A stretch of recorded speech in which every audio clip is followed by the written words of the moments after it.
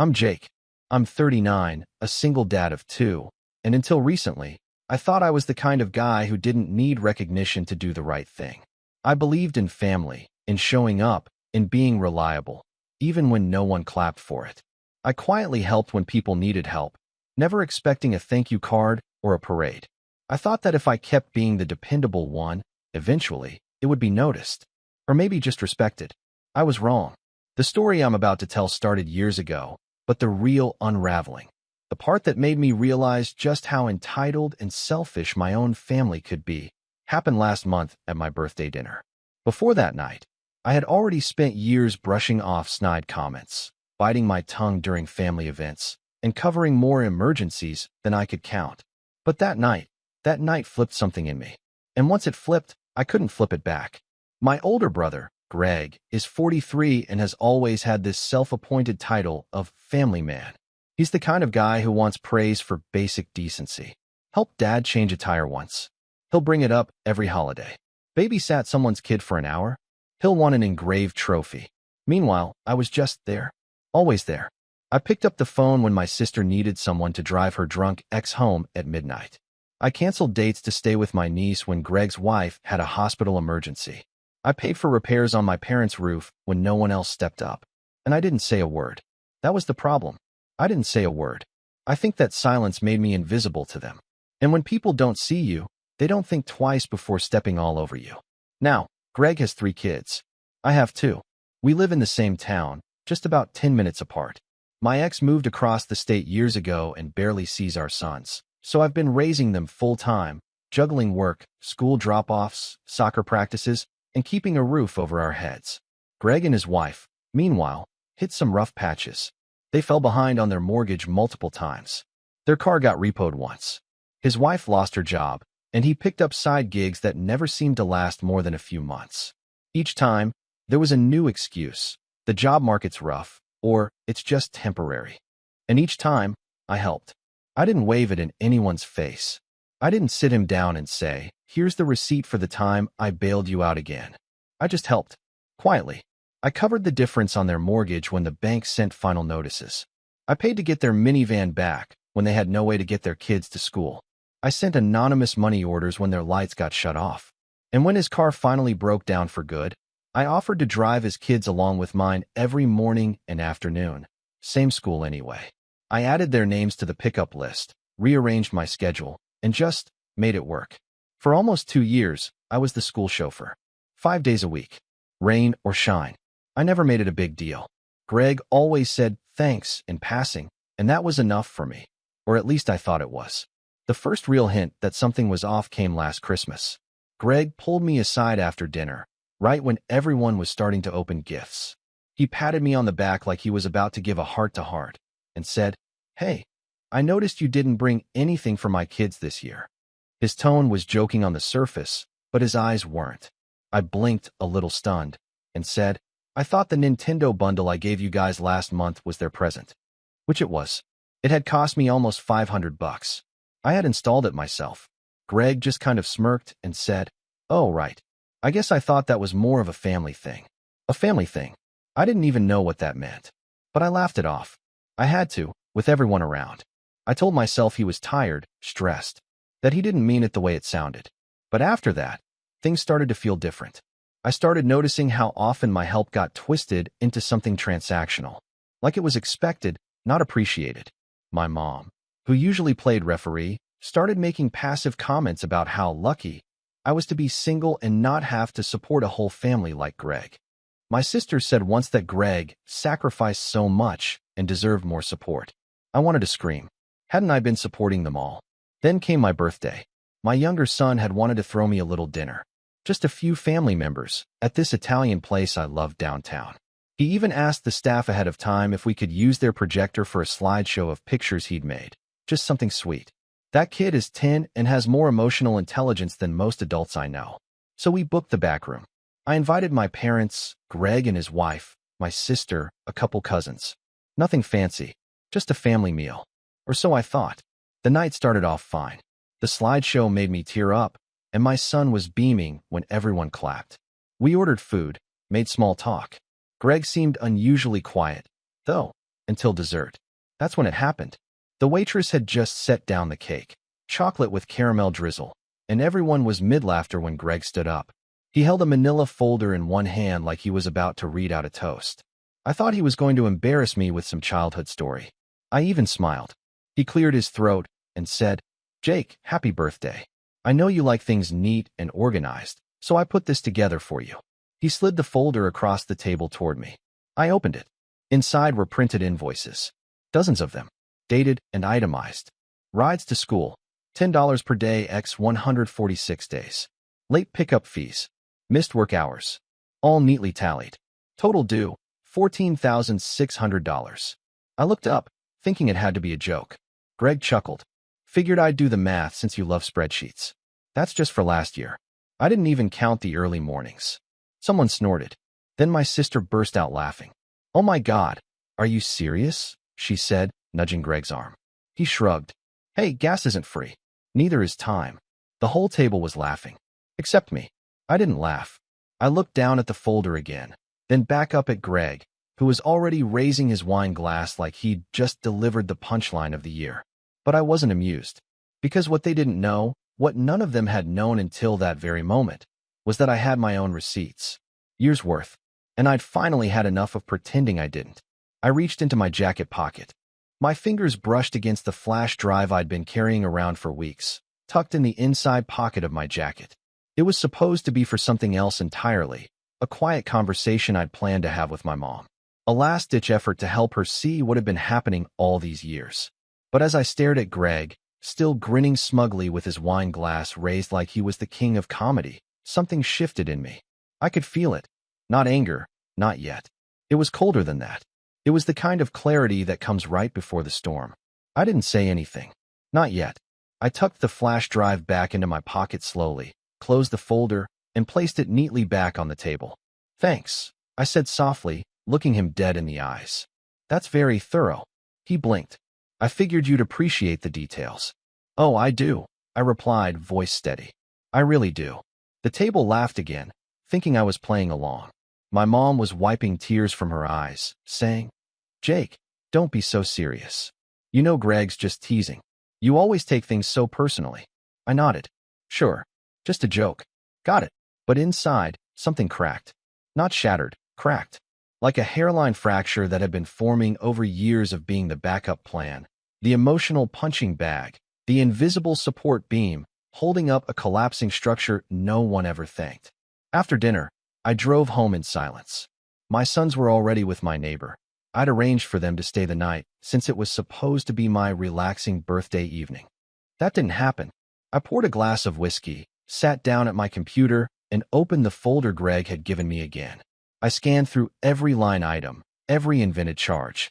Waiting in traffic, $400. Missed work from morning drop-offs, $2,300. It was absurd. But what really got to me wasn't the number. It was the entitlement behind it. The audacity to hand me that folder with a smile, to put a price tag on the one thing I had done out of kindness, because I didn't want his kids to suffer for their parents' irresponsibility. That folder wasn't a joke. It was a message. "I owe you."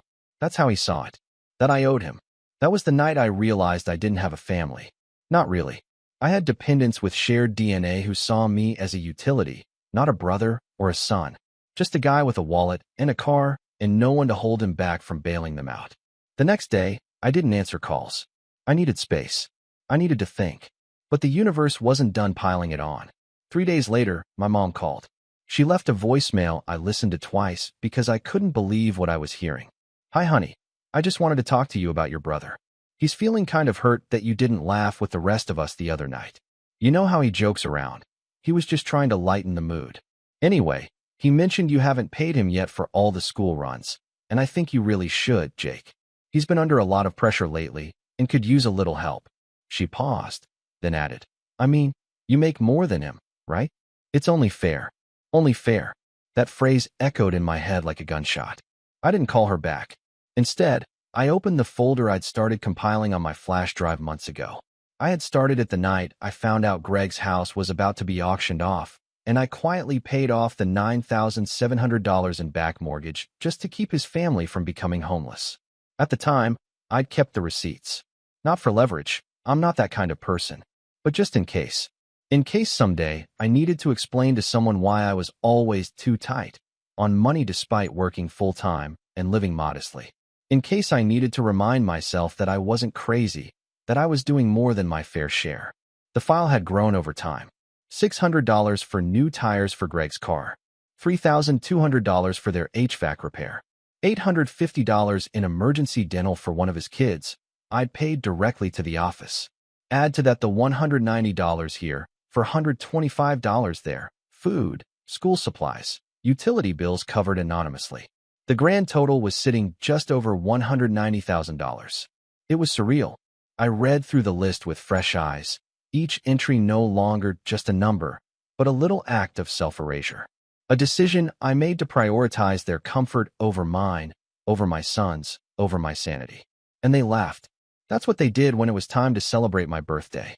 They laughed in my face and handed me a bill for my own kindness. 2 days later, I got another voicemail. This time from my dad. He was never one for long talks, but this one was nearly 5 minutes. He started off light, asking if I was okay, said mom was worried, then casually dropped the bomb. Greg says you've been holding on to some documents that make him look bad. He mentioned you've been compiling some kind of file or list. Listen, Jake, whatever you're planning, let it go. It's just going to divide the family more. We're supposed to help each other, not keep score. Keep score. Like I hadn't been playing the game alone this whole time. That night, I sat my sons down and asked them how they felt about the school ride setup, if they liked driving with their cousins, if they felt like it worked for them. My youngest said it was okay, but he didn't like when Greg would sometimes make them late because he needed 5 more minutes. My oldest admitted he'd seen Greg yelling at his own kids more than once, and it made him uncomfortable. I made a decision right then and there. I emailed the school the next morning and removed Greg's kids from my authorized pickup list. I didn't call to explain. 3 hours later, Greg texted, "Hey, school says you dropped my kids. What the hell?" I didn't reply. He followed up, "You seriously gonna do this over a joke? Grow up, Jake. Then, I'll send you the updated invoice. This time with emotional damage added." That one made me laugh, but not in the way he wanted. Later that week, my mom called again. This time she wasn't gentle. "You're creating a wedge in the family," she said. "You've always been so sensitive. Why can't you just let things go? Your brother's struggling, and you're making it worse." I tried to stay calm. I really did. "Mom," I said, "I've covered over $100,000 in his expenses. I never asked for a thank you. But handing me a fake bill in front of everyone? That wasn't a joke. That was a message. And I got it loud and clear." She huffed. "You're exaggerating. Greg said it was barely a few thousand for the mortgage, and you were just helping with groceries and stuff. It's not like you saved their lives." I hung up, because that was the moment. The moment I realized they didn't just take me for granted. They had rewritten history in their own minds. My sacrifices were now anecdotes. My help repackaged as minor gestures, easily forgotten or minimized. The next few days, I kept to myself, focused on work, spent time with my kids. But something was shifting. The silence was getting under their skin. Greg showed up at my house a week later. No warning, just rang the doorbell in the evening, holding that same damn folder. "I came to make peace," he said, voice dripping with false humility. "Look, maybe I took the joke too far. Fine, I'll waive the fee. Happy." I didn't let him in. "I think we're past pretending," I said. "You didn't come to apologize. You came to shut me up." He stiffened. "Excuse me." I stepped outside, closed the door behind me. "You're afraid I'll tell people the truth. About the mortgage, the car, the utilities." His face went pale. "I have every receipt," I said calmly. "Every email, every bank transfer, every notarized payment record." He laughed nervously. "You're bluffing." I didn't respond. Just looked him in the eye for a long, uncomfortable second. Then I said, "I'm planning something, Greg. You'll know when it happens." And I walked back inside. That was the breaking point. That was the moment I stopped being the quiet, dependable little brother and became something else entirely. I wish I could say that moment with Greg, shutting the door in his face, telling him I was planning something. Felt triumphant. That I walked away with my head high, fireworks in the distance, and a new sense of power coursing through me. But that's not what happened. The truth is, I closed the door, leaned against it, and just stood there. My hands were shaking. My stomach churned. I felt sick. Not from guilt, I had nothing to feel guilty for, but from the sudden weight of everything that had been building for years pressing down on me all at once. I wasn't used to saying no. I wasn't used to being seen. Not like that. And now that I had drawn a line, the fallout started almost immediately. The next day, I got a call from my sister, Erin. Her voice was already sharp when I picked up. "Jake, what the hell is going on?" I stayed silent, waiting. "Greg said you threatened him. That you're trying to destroy his family. That you're—" "What did he say?" "Digging up dirt to make him look bad in front of everyone." "What is wrong with you?" I took a breath. I didn't threaten him. I told him the truth. I've kept quiet for years while he treated my help like an allowance he was owed. I've given and given, and he decided to mock me in front of the whole family. She scoffed. "Oh, come on. It was a joke." "It wasn't a joke," I said. "And even if it wasn't funny. Not to me. Not to my kids." She sighed like I was the difficult one. "Jake, this is going to ruin the family. Don't make things worse." Click. I didn't have it in me to keep the conversation going. I was too tired. And it didn't stop there. I started getting cold shoulders in the family group chat. My mom posted a vague status on Facebook about loyalty and forgiveness, and half my aunts commented things like, "Family is everything," and some people forget who was there for them first. I hadn't said a word publicly, but Greg was already painting the narrative. He was good at that. The next week was quiet. Unsettlingly quiet. I kept my head down, worked late, picked my kids up from school, tried to keep things normal. But even my boys noticed. "Are we still going to Uncle Greg's house this weekend?" my youngest asked one morning. "No," I said. "Not for a while." "Did you guys have a fight?" I hesitated. "We're just taking a break from each other. That's all." He nodded slowly, but I could see the wheels turning in his head. Even at 10, he understood more than most adults gave him credit for. The real unraveling happened 2 weeks later. My parents hosted their annual spring barbecue. It was something we did every year. Huge backyard setup, grill running all day, kids playing soccer in the grass, old music playing through my dad's busted stereo. I hadn't missed one since I was 21. I wasn't invited. No call. No text. No mention in the group chat. Nothing. I found out through my cousin Melissa, who texted me a photo of the setup, my dad flipping burgers, Greg and his wife laughing, Erin sipping wine with her fiancé. The caption just said, "Didn't think you were coming this year." I stared at the photo for a long time. It was the first time I really felt it. Not just the betrayal, but the exile. Like they'd closed the gates and locked me out. Not just for that day. Maybe for good. I didn't cry. I didn't rage. But that night, after the boys went to bed, I sat on the couch in the dark, holding a warm beer and feeling hollow. Like the years I spent holding up this family had been some long, elaborate con, and I was the only one who hadn't been in on the joke. I don't know how long I sat there. An hour? 2. Long enough for the beer to go flat and warm in my hand. Long enough to realize that maybe, just maybe, I'd never been part of the family the way I thought I was. That was the fall. That was the bottom. And then, slowly, came the rise. It didn't start with some grand plan or overnight revelation. It started with the smallest thing, a choice. I turned off notifications for the family group chat. I archived it. Muted it. That's simple. And then I did something else. I opened a new document on my laptop and titled it, "What I Want." I stared at the blinking cursor for a long time. And then I started typing. I want peace. I want my kids to grow up without being guilt-tripped by people who only show up when they need something. I want to stop pretending that loyalty means obedience. I want boundaries. I want freedom. I wrote for hours. And by the time I stopped, I felt lighter. Like I'd emptied a suitcase I didn't realize I was dragging behind me. That weekend, I started cleaning house. Not literally, though I did finally fix the leaky faucet in the kitchen. I mean emotionally, digitally, spiritually. I sorted through years of emails, bills, and transfers. I made copies of every payment I'd ever made for Greg and his family. I labeled everything. I filed it neatly into folders, both digital and physical. Not out of spite, out of clarity. I needed to see what I had done, and then I started putting that same energy into myself. I'd always had a side project I played around with in the evenings, an app for managing school pickups and carpools.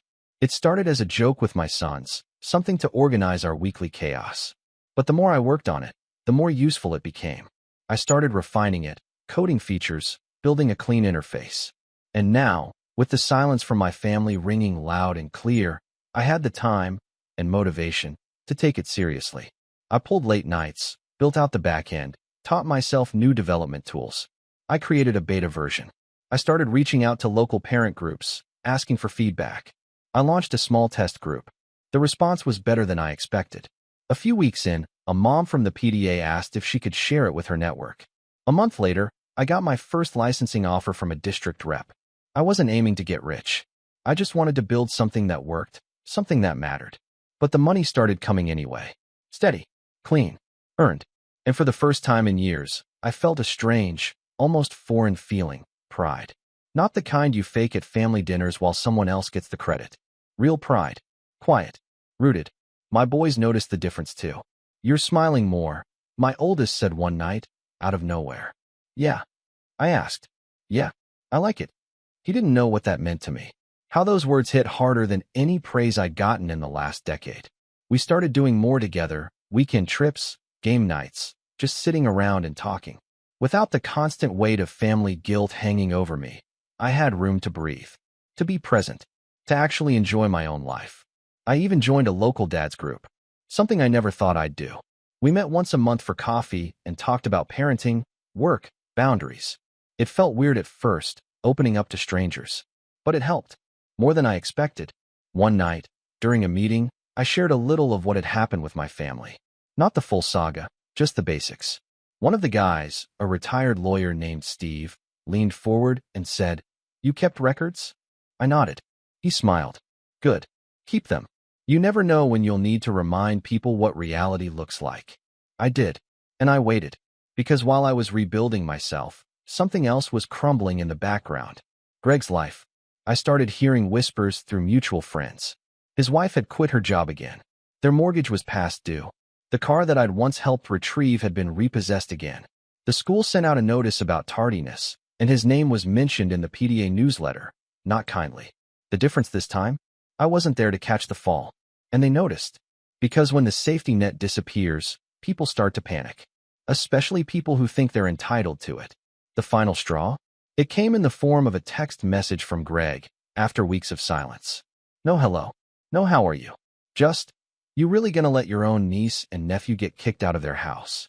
And that was when I knew. He didn't learn a thing. He still thought I was the backup plan. Still thought I'd come crawling back with a checkbook and a smile. But I wasn't the same Jake anymore. The Jake who said yes to everything? He was gone. Greg's text sat there on my phone screen like a loose match dropped into dry grass. "You really gonna let your own niece and nephew get kicked out of their house?" He had no idea how that sentence would ignite everything. For years, I'd let things slide. I let jokes pass. I let my family's twisted view of fairness go unchecked. I had carried everyone else's burdens while quietly breaking beneath them. But I was done being the mule. The moment I read that message, not a question, not a plea, but an accusation, something inside me clicked into place. Not out of spite, out of clarity. Greg wasn't reaching out to make peace. He was pressing the same button he always had, guilt. And the problem was, that button didn't work anymore. Instead, I opened my laptop and pulled up a document I'd started weeks ago, right after the birthday dinner. It had a simple title, The Ledger. It was a comprehensive breakdown of everything I'd ever paid for, helped with, or cleaned up over the years for my family, particularly for Greg. But it wasn't just money anymore. I started including time, labor, lost opportunities, missed vacations, and used PTO I burned driving his kids around or waiting in his driveway when he needed a minute. I wasn't inflating numbers. I backed everything with proof, receipts, timestamps, emails, all logged, categorized, and cross-verified. I wasn't building a petty invoice. I was preparing evidence. I backed it all up in 3 places, a hard drive in a fireproof box, cloud storage under a different account, and an encrypted flash drive that I carried on me almost every day. Not because I was paranoid, because I was thorough. But a document, no matter how solid, doesn't speak for itself. So I started speaking. I didn't go nuclear, not yet. I started with quiet conversations. Strategic ones. First was my cousin Melissa, the one who texted me from the barbecue. I invited her for coffee and laid it out. Not everything, just enough. She knew about some of Greg's struggles, of course. But she had no idea the extent of my involvement. The debt I'd erased. The time I'd lost. By the time I showed her just a portion of the ledger, her eyes were wide. He made it sound like you abandoned them, she said quietly. I did, I replied, but only after carrying them for years. Melissa wasn't just a cousin. She was the one who ran the extended family group chats, who organized holiday meals, who quietly pulled the strings for almost every get-together. I didn't ask her to pick sides. I just gave her the truth. Next was Steve, the retired lawyer from the dad's group. I brought the flash drive to our next meeting. He looked through the files, then leaned back and crossed his arms. You ever think about going public with this? I raised an eyebrow. Public like how? He smiled. Family meeting. Slide deck. Full breakdown. I laughed, but he didn't. I'm serious, he said. These people build a house of cards on your silence. It might be time to blow gently. Not to destroy. To reveal. I didn't commit to it that night, but the idea planted itself in my head like a seed. Later that week, I called the school district's transportation office and asked to speak with the carpool compliance coordinator. I told them I was just following up on a question from earlier in the year about who was authorized to drive Greg's kids and how liability worked if that person wasn't on file. The woman I spoke to was kind but firm. We have no record of Mr. Greg's vehicle being registered in our system, she said. Technically, if you weren't an authorized guardian, there were several policy violations. I thanked her, hung up, and added that to the folder. Then I pulled out Greg's message again and read it one more time. Let your niece and nephew get kicked out? Not only had I not caused that, I had prevented it more times than they would ever know. That's when I started planning the dinner. My real birthday celebration. But this time, it wasn't just dinner. It was a presentation. I reached out to a friend of mine, Nate, who worked as a corporate event planner and owed me a favor. I asked him to help me book a semi-private dining room at the nicest Italian spot in town, the same one where the original invoice folder had been handed to me. Same place, he said. Exactly the same, I replied. But this time, I'm choosing the guest list. The list was small, strategic. Just my parents, Greg and his wife, Erin and her fiancée, Melissa, and a few family members who tended to sit on the fence. People who had quietly gone along with the mockery because it was easier than standing up to it. I told them all I wanted to do over. A quiet, no-gifts dinner to reconnect. Greg replied, about time. My mother's response. So glad to hear you're coming back around. They had no idea. In the weeks leading up to the dinner, I prepped everything. I compiled the slides. Simple, clean. Titles like Mortgage Payments, 2018 to 2021. Vehicle Repossessions Prevented. Utilities Restored. Education Expenses. Emotional Labor Unpaid. Each slide had documentation. Not to humiliate, to clarify, to show what they conveniently forgot. And then I added a final slide. Just a black screen with 3 words. Why I left. I didn't plan to yell. I wasn't looking to explode. I was looking to expose. And for the finale, I asked Steve, my lawyer friend, to show up halfway through. Not to represent me, just to be there. A calm presence. A signal. I also arranged one last thing. A custom flash drive. It looked like a gold key. I had 10 of them made. Each contained the ledger, the presentation, the documentation, and a simple letter from me explaining why I had chosen to step back. One for each family member in the room. I didn't want to argue anymore. I didn't want to scream over the noise. I wanted to hand them the facts and let the silence speak. The day before the dinner, Greg texted me again. Hey man, glad you're coming around. We knew you'd cool off. I didn't reply. I was done replying. Because the setup was complete. The room was booked. The projector was tested. The flash drives were packed in small black boxes. The truth was locked, loaded, and ready to be shown, not to punish. To end the illusion. To set myself free. And the best part? They had no idea what was coming. The dinner was set for a Friday evening at 6:30 sharp. The same restaurant. The same backroom. I wanted every detail to mirror the scene from my birthday, like a stage reset for the final act of a play they didn't know they were starring in. I arrived 30 minutes early, dressed simply, clean button-down, jeans, nothing flashy. I brought the black boxes with the flash drives and set them beside each plate, like party favors at a wedding. The restaurant manager, a quiet guy named Luis who remembered me from the birthday debacle, nodded respectfully when he saw me. You sure about this? He asked. I nodded once. It's time. By 6:45, everyone had arrived. Greg strolled in with that same swagger he always carried when he felt in control. His wife followed, wearing a smug smile like she'd just been handed a winning lottery ticket. My sister Erin hugged me perfunctorily, barely hiding her condescension.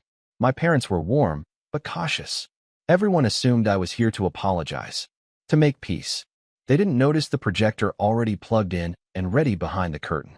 We ordered food, made small talk. I let them talk. I didn't interrupt when Greg made a half-hearted joke about surprise invoices. I didn't say a word when Erin leaned across the table and said, "I'm just glad you're not being dramatic anymore." I just smiled. The waiter brought out the appetizers, and I let everyone get a few bites in before I stood up and lightly tapped my fork against the side of my water glass. The room quieted. "I want to thank you all for coming tonight," I began, calm and steady. "It means a lot. I invited you here because there's something I've been meaning to share for a long time." I reached into my pocket and pulled out the gold key-shaped flash drive. The room looked puzzled. Greg squinted. "Don't worry," I said. "I'm not handing out invoices." A few chuckles. "But I am handing out the truth." I nodded to Luis by the door. He dimmed the lights and drew the curtain closed. Then I pressed play on the remote and stepped aside as the projector flickered to life on the screen at the front of the room. Slide 1. $1.90 for 46.17. Subtitle: Amount quietly spent by Jake Andrews from 2017 to 2024 covering family expenses. The room went silent. Click. Slide 2. Mortgage payments. Greg's name. The dates. The exact amounts paid. Copies of the bank transfers. Screenshots of emails from his lender, including a line in one that read, "Thank you for resolving this outstanding amount. We are canceling the auction proceedings as of today." Greg's wife dropped her fork. Click. Slide 3. Car payments, towing and repairs. Receipts from garages. Proof of payment. Timestamps. License plate numbers. Even the towing receipt from the night their car was impounded. My mother gasped softly. Click. Slide 4. Utilities. Power company invoices. Screenshots of account logins. My name listed as payer on emergency restorations for heat, water, and electricity. Click. Slide 5. Child expenses. New school shoes, field trip money, dental copays, lunch accounts quietly refilled. All signed. All time-stamped. All documented. Greg turned red. Not from shame, from panic. He stood up, like he was about to stop the presentation. I raised my hand without even looking at him. "Sit," I said. Something in my voice made him obey. Slide 6. Messages. A collage of texts, cropped for clarity. My mom saying, "You make more, it's only fair." Greg's, "I'll add emotional damage to the invoice." Erin's, "You're going to ruin the family." Click. Slide 7. Why I left. Black screen. White text. My words, simple and clear. I gave. You took. And then you laughed. The final slide faded. I walked back to the head of the table, calm as ever. "Each of you has a box in front of you," I said. "Inside is a copy of this presentation, all the documentation, and a personal letter from me." No one moved. Greg finally sputtered. "What the hell is this, Jake? You trying to humiliate me? You're turning this into some kind of, what, revenge stunt?" I met his eyes. "No, Greg. I'm turning this into closure." He tried to laugh, but it came out brittle. "So what? You think this makes you look good? That you're some martyr?" "No," I said. "I don't care how I look. I care about what's real. And what's real is that I was used and mocked. And when I stopped playing along, you tried to paint me as the villain." My mom started crying quietly. My dad looked down at the table. Erin just stared, wide-eyed and pale. Greg sneered. "This is pathetic." "Is it?" I asked. "Because I think what's pathetic is handing someone a fake bill on their birthday after they spent years keeping your house from being taken." I turned to the room. "I'm not asking for thanks. I'm not asking for repayment. I'm done asking for anything from any of you." Steve, who had been sitting quietly in the corner the whole time, stood up and walked over. He nodded politely to the group. "I'm just here as a witness," he said, "in case any legal issues arise, and to deliver a message from Jake. Any further harassment, misrepresentation, or defamation, spoken or written, will be met with appropriate legal response." Greg looked like he was about to explode. "You brought a lawyer to dinner?" "No," I said. "I brought a boundary." Luis turned the lights back on. Everyone sat frozen. I took one final breath, then reached into my pocket and pulled out a sealed envelope. "This," I said, "is a donation agreement I just signed this morning. My app, the one I've been building, it's getting a school contract. The first 10% of my earnings are being donated to a fund that covers emergency, housing, and education expenses for kids in this city. I looked at Greg. Kids who didn't choose their parents' mistakes. His wife broke into tears. Greg stood up, fists clenched, but said nothing. I picked up my jacket, nodded to Luis, and turned to leave. As I walked out, my mom called out, voice trembling. "Jake, wait." I paused at the door, turned my head slightly. "Thank you," she said softly. I gave her a single nod, then walked into the night. The fallout came quickly. Greg's circle started shrinking. Melissa shared the ledger with a few other relatives after reading through it. Aaron tried to defend him online, only to be confronted with screenshots and facts. My parents didn't call for a while. When they did, they were different. Quiet, humbled, careful. I never rubbed it in. I didn't need to. The truth did all the work. And me? I kept building, kept working. My boys saw their dad stand up for himself with dignity, not rage. They saw what it looked like to say no without apology. They learned what it meant to draw a line and hold it. One night, weeks later, my oldest son asked, "Do you think they'll ever say sorry?" I thought about it. Then I smiled. They don't need to, because I had already moved on. And the next time someone tries to hand me a bill for my kindness, they'll find the door already closed. Some debts are paid in dollars, others in distance.